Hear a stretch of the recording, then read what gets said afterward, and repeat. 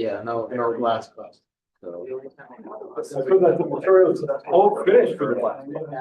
Yeah, I think so. I don't think I've ever finished a class. I don't think that ever has happened. Okay, so we're going to finish up the uranium selenide system. And then we're going to start, I'm going to do part of the, listen up guys, we're going to start doing the boron oxide system. I'm only going to do part of it for you because I think you have a daily homework 14 where you will work out the other part. And then there's actually something we have to kind of tinker with. And then if all goes well, we're going to start doing actually X-ray scattering tomorrow. And it turns out we're not, because it turns out we don't have class tomorrow, but it'll be on Friday that we will. We'll have our last extra class will be Thursday of next week. That'll be our last extra class. And then I'm hoping by the time you're done, you're going to see how the X-ray data is connected to your pure distribution function. And that's actually a really big part of your X-ray. The X-ray scattering is used for structures everywhere. And it turns out that it's a variation on the theme because they get the neutron data as well. It turns out it's a similar outcome. It's just something, there's an A. And this A is going to be one thing connected to one thing for X-ray and another thing then for neutron scattering. But it's the same overall. Okay. Neutron scattering and opposition and stuff. And the quantum. NMR is, are you going to be around the store or are you going to be after the commencement of that? Okay. Well, you can still watch the lectures because I'll have the extra classes. Watch the lectures. If all goes well, I'll actually even have a little section in there for scale down. That actually goes. Okay. But I think I primarily want to have viscoelastic theory, and then that has to be hit hard. And then I want to do Raman scattering too, because I think there has to be a development of Raman scattering. That's how it works. So like that. So. Yeah, definitely need to work to Yeah. This is we'll go from there. Okay. So on your daily homework 13, which I assigned last week and was due yesterday. Sorry about the due date. Okay, I think you're used to me now. We're realizing that the due dates are kind of arbitrary.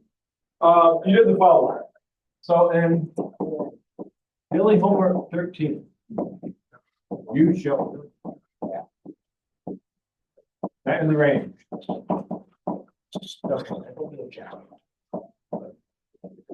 Okay, here. Okay. You get all these F's here like this. So you get this F equals 3. Well, let's just look. Do you have that homework? Just pull it out. Okay. Where did we say the glass transition temperature is occurring? If we rank our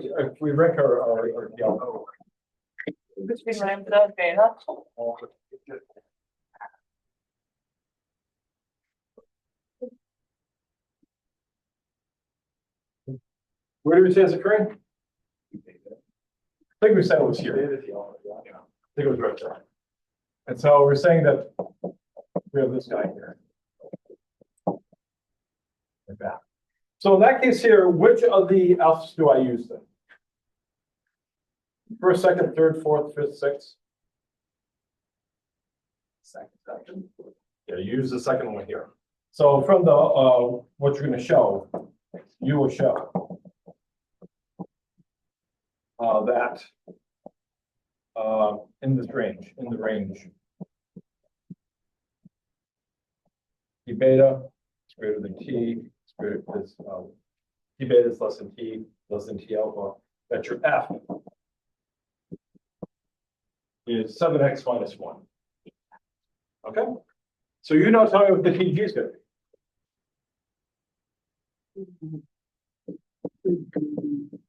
TG of reference composition. Yeah, so we have then, let's say TG over the reference equals F of the reference over F at X. In this case here, in this regime, in your X reference It's gonna be a third. Okay. So you're gonna get TG X for TG at a third. F at a third over F at X.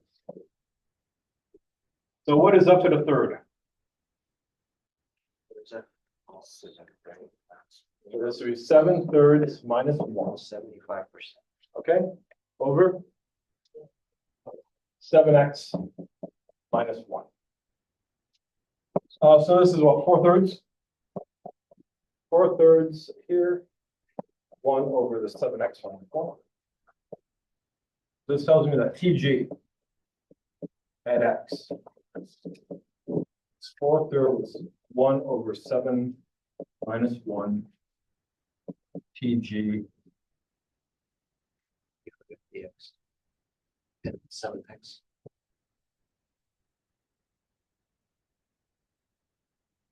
Be more interesting physics of the 7 minus 1.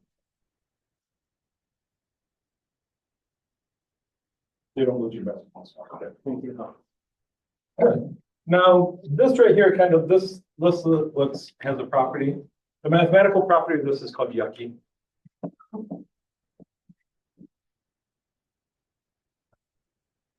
Well, because we would like to just be back to the 1 TG at 0. So I'd like to rewrite this in terms of TG at 0. So rewrite this.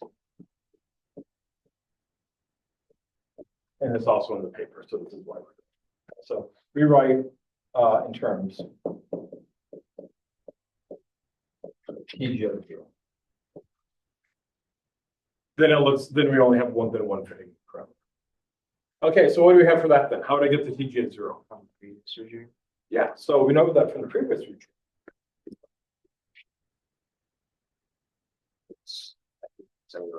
I'm looking for. I need what you're going to tell me, and also I need a little. Okay, if my memory serves me right, most of it doesn't. It's So three.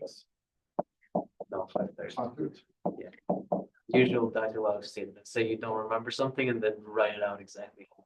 Okay. Is this what we have? Okay. So then if I have TG of a third, I get TG at 0. 1 minus 5/3 over a third. Yeah. Is that really? Is there anything else in front of here? Okay, fine. So this is TG 0. This would be 1 minus 5/9. That. So this is going to be 9/4 TG is. Yeah, that works out to be very nice actually. And plug it in there. And if we put this in here, ooh, we haven't had a big arrow in a while. Big arrow. And this then gives us a TG at x equals. The 4 will cancel. This is going to be a 3, so I get 3 TG at 0 all over 7x minus. So if you put the whole thing together, what this claims is that your TG of x is my buddy over here.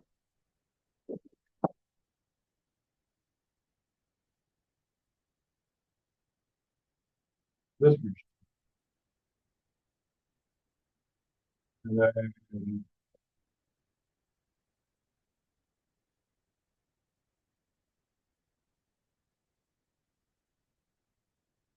plot that to get the following graph.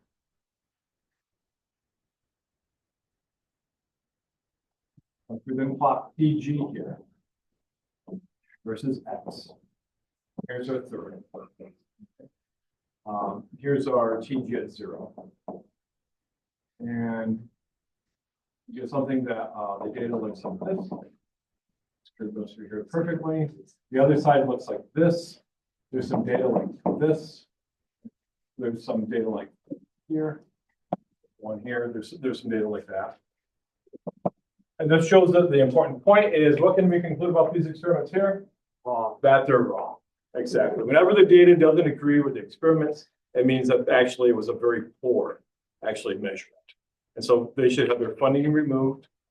Basically, their lab should be burned to the ground until they basically get data that agrees with the theory. Okay, that's the important lesson. Now, what it means is at some point there was a data point that fits on the line. Good. It doesn't. It probably means there's something wrong with the theory on some level. Okay, that's something like. Yeah, but it certainly has the shape of it. At some point, you have to take the data serious. Tell me why I would take looking at this graph here. Why would I take this data pretty serious here? And I would look at the theory and go, maybe there's some points that go straight through. I mean, it's ambiguous. There's some data points where it goes perfectly through the curve here. From one point. Two. There's one, two. The shapes are the same or no? Yeah, they are the same. So from one time. So one publication, but two data points. Okay, but it's still going through the curve. It's not going within something weird. Okay, so it's ambiguous. But why would you look? I would look at this if and say, well, maybe there's a mistake someplace. Why? The other data. What do you notice about the other data? Lines up in a. Yeah, the other data is all kind of looking pretty consistent there. And so at that point there, I think, whenever you never want to get to the point where you think your theory is always the greatest, that the data doesn't agree, that the data is wrong. Chances are it means that something else is wrong with the theory. Now it's at least getting the right trend. Okay, so there's going to be something there that's actually correct. Or at least if you can you can say the data is wrong if you can explain why it's systematically done wrong. And I probably wouldn't think that here, just because there's more than one person that did it. Okay. Although triangle guy, who's triangle guy? Oda. Yeah, Oda has like two triangles. I think we'll let that. I guess he has a better name than triangle. That is not a guy. Okay. I think. Oda, I do not know. Okay. Questions? Okay, now let's apply this now to the alkaline chloride system. I'm going to do half of it. And daily homework 14, you're going to do the other half. And it turns out that the theory is going to predict something that's going to tell us how to fix it. Because there's actually going to be something that's not quite right. So now let's apply the same idea here. So apply these ideas.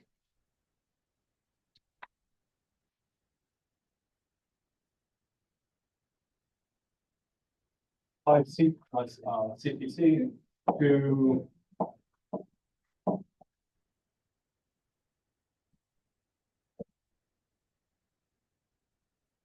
now, this is where we have to use some stuff that we did before.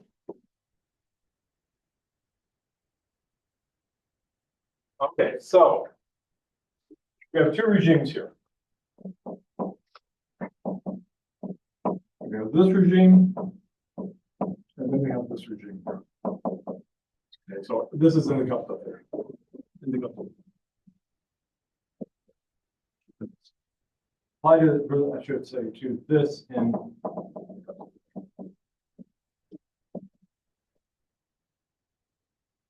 Now, in Fermat-Swart model, the random pure model, we have these two regimes. What happened in the first regime? What happened in the second regime?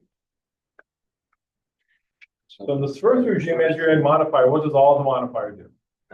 Modify the borates into tetrahedral. Yeah, it modifies the borates into tetrahedral. Okay. Once you exceed this value, then what happens?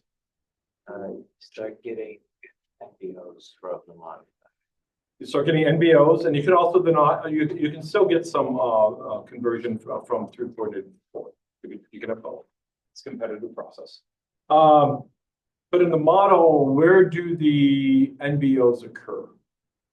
On the original planar. Yeah, only on the N3 units. They don't occur on the B4 pairs. Okay, that's part of the model. And we counted based on that. So what I'm going to do is I'm going to do this regime right here. So let's look at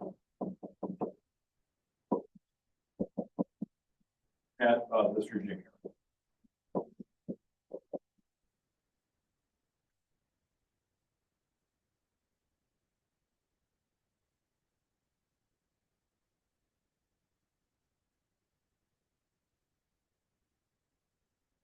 Now, in the crypto model, we calculated the N4s, the N3s, and the bridging. Okay, I'm just going to write down those values. What? What? You have them? Yeah.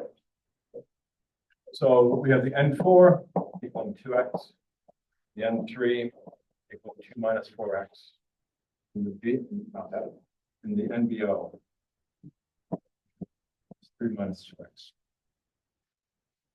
That's what we have.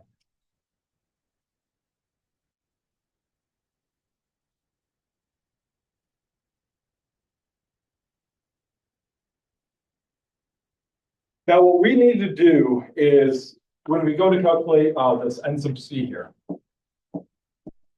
we have to figure out what goes in here. So the question is, how do you count? And there's going to be something else that goes in here. This N sub C is what? Number constraints. Fractional. Yeah, per All the all the particles. So this right here, this N sub C, basically is number of constraints. Okay, per basically N. Now this is where when we were initially doing this took us a while to figure out what's going on here. You have to be a little more careful here. So the question is, it turns out we don't put in all the N here. Okay? Because if you put in all the particles, what's partly that goes in here? There'd be modifiers. And when you go into this range here, what's also going into here? Where you start having non-bridging oxygens and stuff like that. What we decided to do in here, and this took forever. And again, with this model, this is why you have to know something about the structure, and you have to kind of work with the model. What we're going to put in here are only those elements that participate in the network. So this N here, meaning in the paper that we did here, this is going to be only the particles that contribute to the network. So when we go on this range here, when we have the non-bridging oxygens, will we put in the number of non-bridging oxygens in that denominator? We will not. Okay. So what's going to go in here is basically going to be the N4s. So in this range here. So in the range here. The N is going to be the N4s, the N3s, and the number of bridging oxygens. Okay? When you go into this range here, in the daily homework 14, what will you then also have to include in here? The N2s as well. Okay? But there's not going to be any non-bridging oxygen. Okay, so let's actually do some crazy math here. Let's add these terms together. Okay. So what do we get? We get 2x plus 2 minus 4x plus 3 minus 2x. We get this N is going to be what? We get the 2 and then the 3. This is the 5. These cancel, leaving minus 4. So this is minus 4x. So what we're going to do for the fraction of those particles, I'm going to take these right here and I'm going to divide them by this so I can get the fraction of these, fraction of these, fraction of these. Okay. Or if you want, what you could do is take the whole thing all together, but I calculate this and then divide it through like this. Either way will work. Okay. Why are we dividing number of 4-coordinate, 3-coordinate borons? Don't we need to divide number of constraints by them? We're going to take the number of constraints, okay, then do it like this. Okay. And it's going to end up being the same thing. The same thing as what? In other words, if I take these and divide them individually by this here, that's going to be the fraction of these compared to the total number in the network. Fraction of these compared to the total number. So that you can separate out constraints and divide them by those fractions. Okay. Or I could just calculate this as normal and then divide them by this, because it's going to be the same. Sure. Okay, so I don't care which way. Care which way we do it? No. Okay, I'll just divide the whole thing at the end of that. So if you look at your little handy dandy homework 14, daily homework 14, What is everything divided by? The very obvious denominator of, 8x minus 1. let's try again, look at the N sub C. Oh, It's a very obvious denominator of 31 minus 38x. Well, that's pretty obvious, you know, so that's because this is going to be something different in this case. Okay. So now let's start counting constraints. So in the alkali boron classes,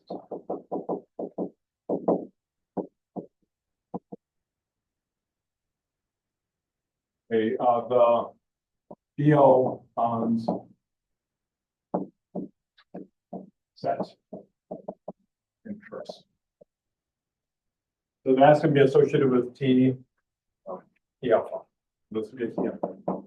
And then what's going to happen is that the OBO, or is it the BOB? It's the BOB.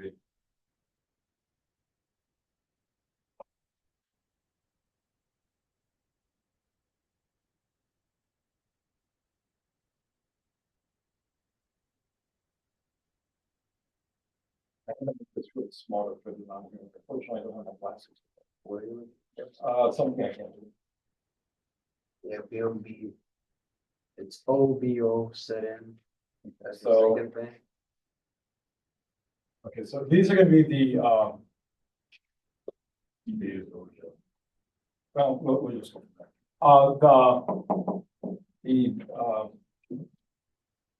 What's bigger? If you go to the handout I gave you here, get the handout from the other cases. This is gonna, if you look at the first page, we have them all listed, and with print chart, I think I can almost read. The beta are gonna be the OBO. OBO sediments. These are gonna be T beta. Okay, and then we're gonna have the BOB are next. This is gonna be then T gamma. So you're gonna have T alpha greater than T beta greater than T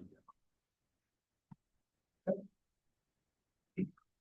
And it's clear because of the NMR. Probably know something. Okay. Yes. You know, I get a joke and I beat it to death. You know what I'm saying? So let's go through and do this. Now, it turned out it took us forever to figure out how to count these things. And it turned out to be actually the easiest way to do it is actually to calculate these bonds here. These bonds here. If you really look at the,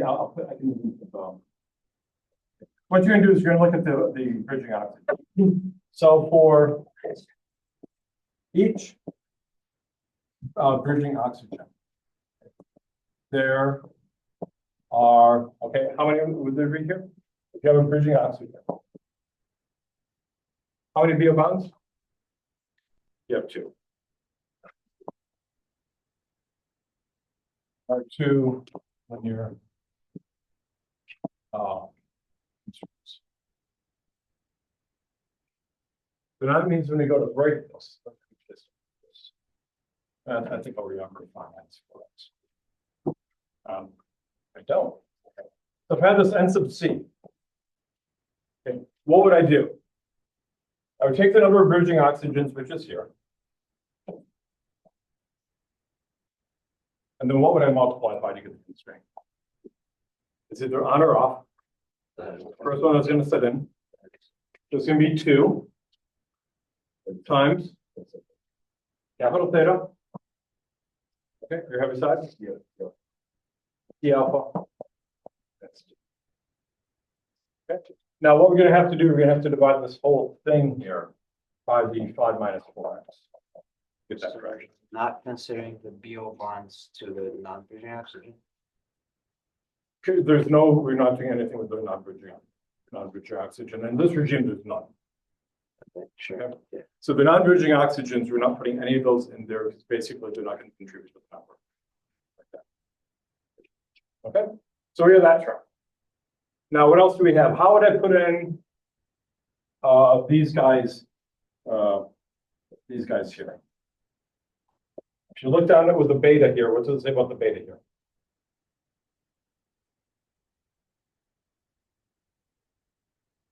are 5 beta constraints for, Sports where would you get the 5 beta constraints? at the Tetrahedra. And then how many would you then, what would be the number of beta constraints then for the B3 units? That'd be 3. So let's put those in here. So what are we gonna have here? We're gonna have the number of these guys here, 2x. So this is linear bond constraint.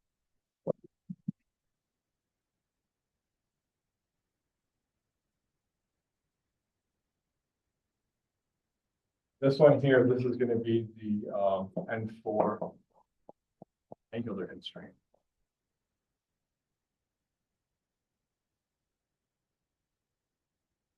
This would be oh, so it's times 5. so this would be 5 times theta, Two theta. the T beta minus 2 plus. Okay, and this right here, this is my N4. Okay. Now I need to put in the N3 term. So what do we have for N3? We have this 2 minus 4x. What does that get multiplied by? Angular constraints. 3, right? Again, how do we calculate angular constraints? 2 times number. 2 times coordination number minus 3. Okay. This 5 here. This would be 2 times coordination number minus 3. Same thing here. So this is going to be 3. Is the N3 units have a coordination number 3. So this would be theta times, or theta of, Beta minus. that's the same thing. T beta. Now that's all we're going to have in this regime. When you do your little homework exercise that is due on Monday, what will you then also have to include? Wait, we're not doing VOV bonds? Well, we're not done with this yet. Okay. I'm talking in the homework, when you do the other regime, what are you going to have to put in there? The N2s. Okay. And then how many, if you look on here, why does it say for the N2 units, there's only a single constraint? What are we going to do with those non-bridging oxygens? That's right there. Throw them out. Okay. So when you actually do this for the homework, when you put in the N2 units, you're only going to put in 1 beta constraint. You're not even worrying about the non-bridging oxygens. You're like that. Now, what else do we have in here? The gamma.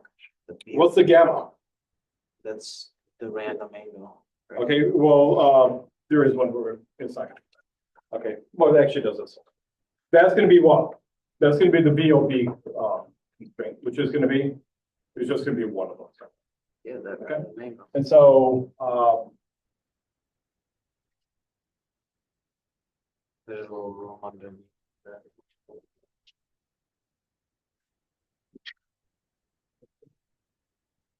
plus, okay.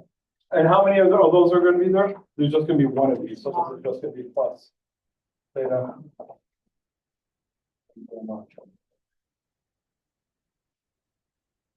And how many of those do we have times the number of bridging oxygen? That would be then times the number of,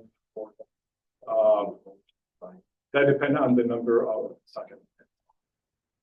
Because we're going to do the TG. Okay. That's going to be dependent upon the number N4 of, over 2. it's only the N4, so it has to be the N4 N4 over 2. Yep. Put it in, so that's X, which is X. Yeah.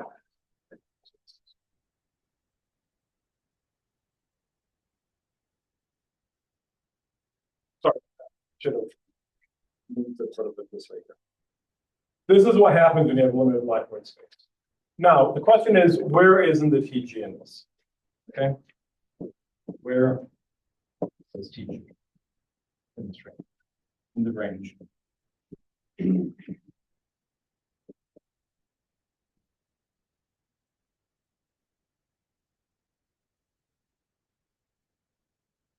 We took it to be. Okay. So we're gonna take this to We're be, not gonna calculate it out. let's just do, I'm not. Okay. That will work out. So we're gonna have that. So what does this give me then?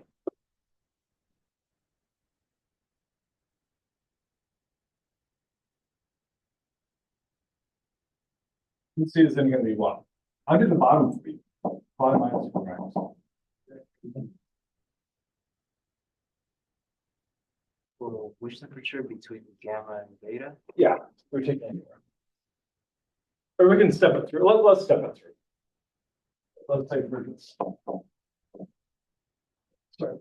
So let's see what this here. So this would be what? 3 minus 4, 3.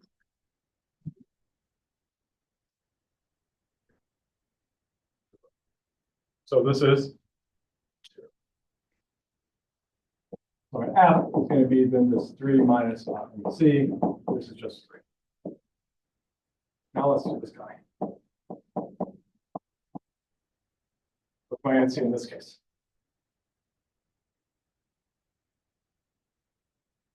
Minus 4. This is going to be 2. I'll put in steps what you said. 3 minus 2x over this 5 minus 4x.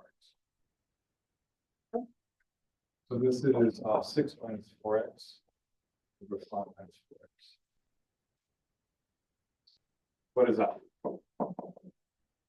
3 minus that. We're not working on the fraction. Yeah, we're going to do this because actually we're not going to use this. We'll work. You'll work this out and you get something that's. Now let's do this one. This is what we're going to deal with. So what does that have? 6 minus 4x from the first, and then we're gonna 6 minus 4x. I'll write it. that. I'll just write. I wrote it as 6 minus 4x here. Then So this is the constraint that we had from the last. 10x now comes in. Then plus this guy here. I'm just going to as 2x times 5. Just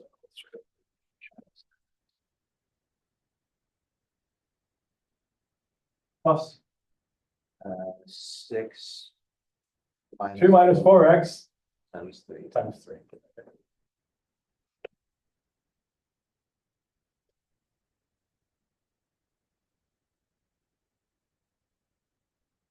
Okay, that one we have to work out.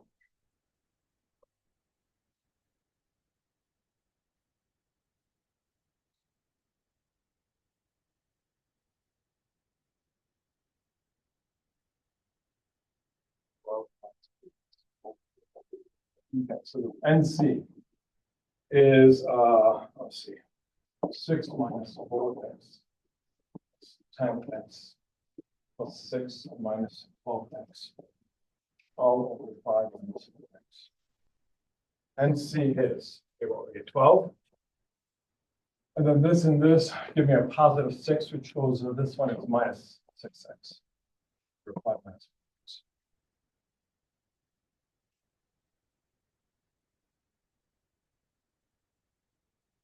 Good. So my F is going to be 3 minus NC. This one, sadly, we have to.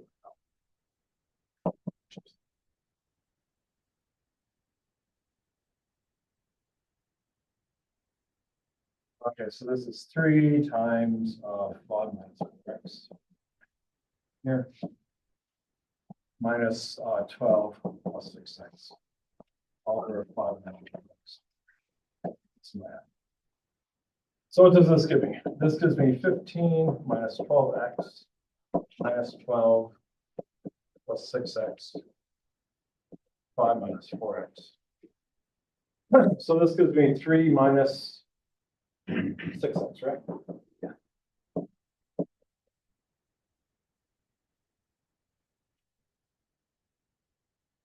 Don't trust any of my. Did I? How do you get to the minus 6x up above? Where am I? 4x minus 12x. Okay, so I have the 4x minus, that would be a positive Oh, 6x. positive. And then this one here. Don't trust any of my, please check me on this, okay? Because everything's gonna fall apart. That was 5. But what are we what do we have as a reference temperature at 0? We're gonna take 0, because that value's known. So if you look at the paper here. The very, on that first page, if you look at the very bottom, it says for the pure B203, the temperature, the glass transition temperature is 542 degrees Kelvin. So that's the next one.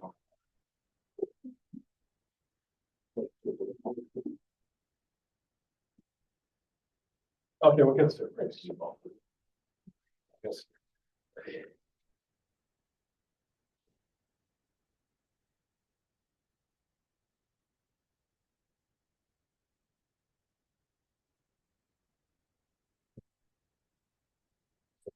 Like way back. So for the BL bonds, there's 2 linear constraint.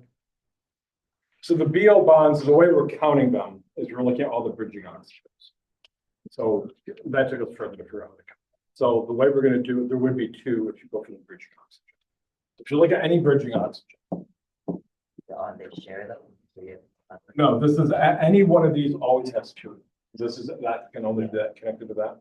So this will, there will still always have 2 constraints, two BO constraints. It took us further to figure out how we got this thing because we were double counting and doing all this other jazz. It took us further to figure this out.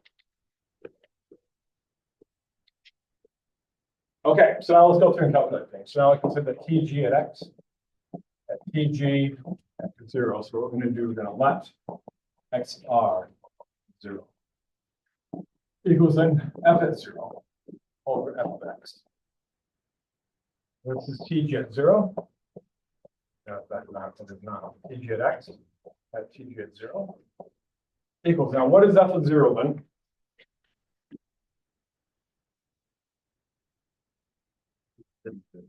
Oh, we are. 3/5. 3/5. All right, here's my F. If I put in 0 here, I'm getting 3/5 here. Then my F is my 20 here.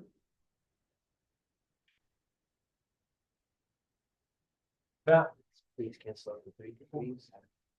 turns out we're not doing it, but I'm just going to look at you. Oh, actually, it's going to be canceled. TG at X equals. So this would be a 3/5. This gets flipped. Cancel, pull out that 3 in the bottom. Here. This gives us a 5th. 5 minus 4x over 1 minus 2x. Keep it this shit. Get 0.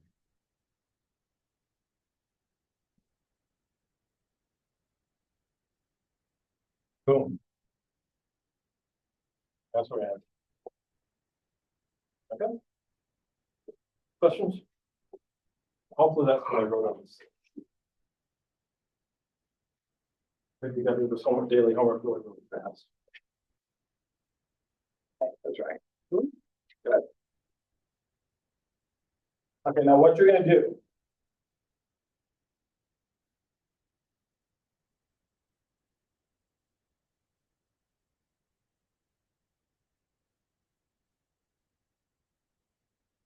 Daily homework 14. Okay, you're basically going to do the same thing. You're going to repeat for this. Okay.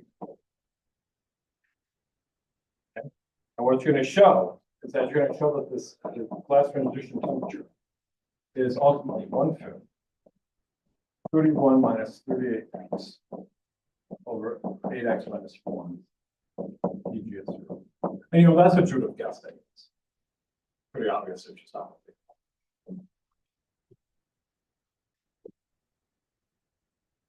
So let's make a graph of this, and then there's going to be a problem.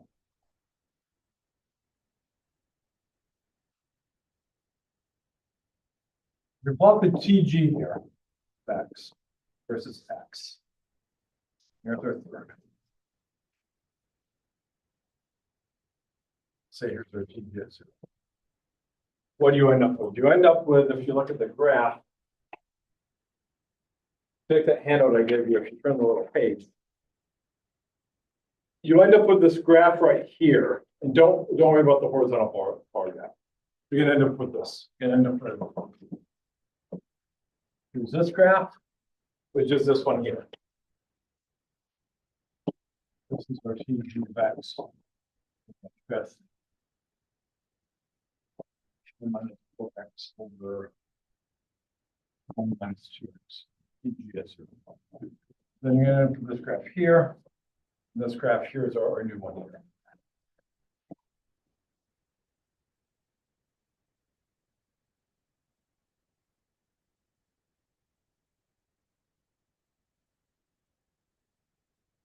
End of that.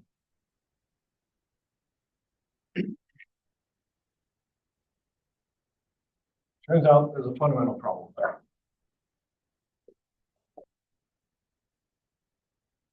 Now, here's the problem. So there is a problem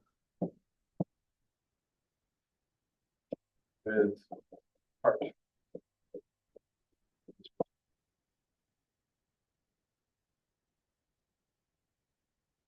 Parts okay, other parts not so much. Here's the problem. If you go back to our original expression,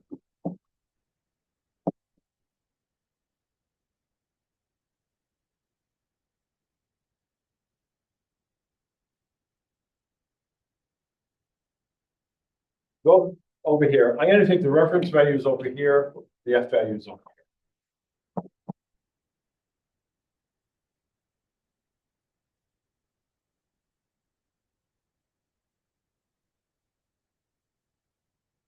Mathematician called this right side.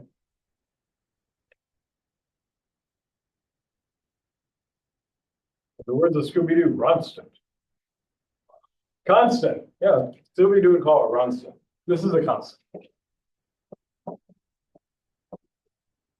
Okay, now let's look over here.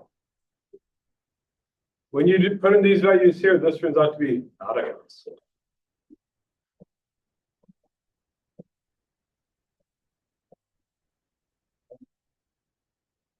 So the question is, oops. Okay, so what do you then fix it? So you have to figure out where the theory is breaking apart. So here's my TG, and what are we doing? We're raising the temperature up like this. What could actually potentially happen? Remember, our ranking is this. We have this T alpha is here.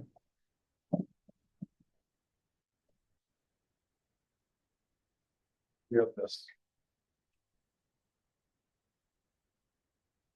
This goes through the data really, really well here.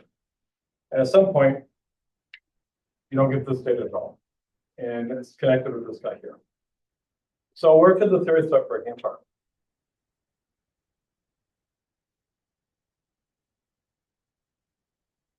This GG migrates over here as the temperature increases.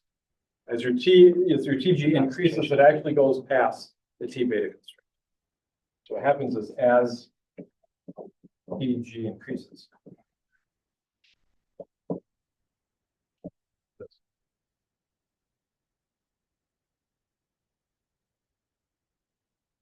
This graph here, what is this set up for? This assumes, both of these results here assume. The work in between those. Yeah, both of these right here, these assume that TG, that T beta, okay, is greater than TG. And at some point, this breaks apart. Okay? That makes sense. So what's going to have to happen here? I'm going to plot T beta here. I have no idea what T beta is, but I'm going to say it's here.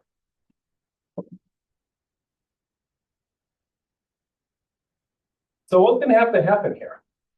At T beta here, this term here has to be a constant. And so what we're going to do is we're going to say, we're going to use our theory to calculate this point. This will give us some x1. We'll use our theory to calculate this point here, x2. And then we're going to say that this then flattens off like that. Okay, and then that will be a constant. That'll then ensure that this is a constant. Okay. So you can actually do this. How would you calculate these values here? You would, And do the dumb thing. TG equals to T beta. Yeah, what you're gonna say here is that this TG is equal to we're gonna say the TG equals T beta here. So if I put a T beta here, I can solve for this X value, and this is excellent. And if this equation here, which we're claiming is valid in this range over here, and then I can put in the T beta here, then I can get these two ranges here like this. Okay, and we do that, and the result is with the little page. It's this graph over here, which actually reads very, very well. Okay. Now, what Ben was telling me, the only problem with this is, well, it starts off looking really good. If you keep on increasing your X, this prediction here is that the data goes down. And evidently the data does not do good at all. Okay, so fix this and tell me why. Tell me why this, as this X increases, why this may not be working. We're in different regime between different temperatures that determine like the constraints. That's another very possible way. Another thing. Minus 38x. Well, yeah, again, that could, oh, okay, so in other words, I could actually have something coming in into one of these expressions here that modifies the network performance, sure. We made an assumption, a big assumption when you're doing all of our counting. That there's no like MBOs at the BO4. Oh, true. I'm thinking there's just another one that somebody, okay, for instance, Adrian, right, Alex's Claire's advisor would probably point out The BO4 pairs. the random pair model, maybe. Okay. And I think that's probably true. Is that I think the random pair model is probably really good for these low values of X zero. I think it's probably correct. I think as you start getting into here, maybe not.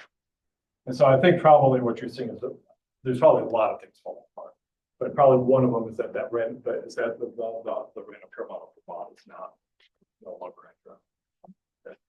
So the small X, it doesn't draw for the other X's. That's fine. Okay. Okay, this ends our discussion of temperature dependent constraint theory. You may be getting another, I was going to do some stuff with phosphate classes. I still might, but it might be in a homework. The only reason I want to end it here is I want to really, by the time you're done with this class, I want you to understand how the X-ray data gives you basically the pair distribution. That's actually something. So what we'll start on Friday is we're going to start with that. I'm going to give you just enough quantum mechanics to go forward. We have to actually do something called scattering, because it turns out we need a wave function, and this is going to give rise to Green's functions and direct alpha functions. So for those of you who have never studied Green's function, that'll be something new for you. If you've never seen a direct delta function, it'll be new to you as well. Okay. Have a good day.